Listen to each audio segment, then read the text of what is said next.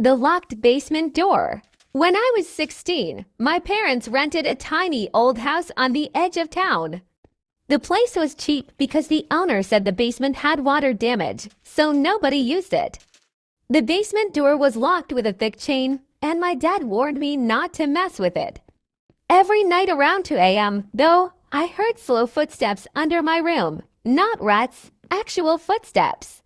One night the sound stopped right below my bed, and I heard 3 soft knocks from beneath the floorboards. A week later my parents left for a wedding, and I stayed home alone. Around midnight the power suddenly went out.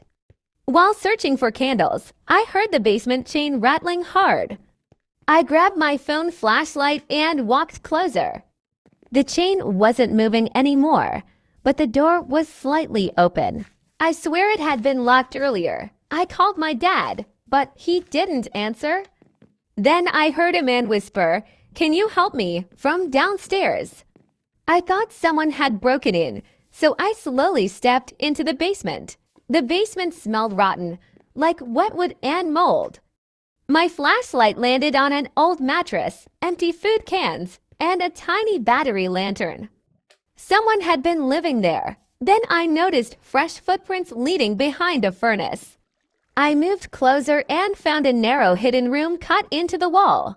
Inside were blankets, water bottles, and dozens of photos of my family sleeping through windows.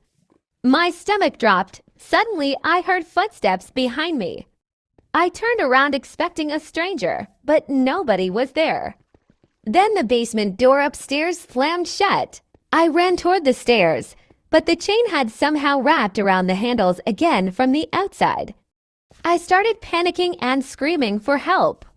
That's when I heard a calm voice behind me say, "They never told you about me, did they?" I turned and saw an older man standing near the furnace. He looked exhausted, not dangerous. Turns out he was the landlord's brother.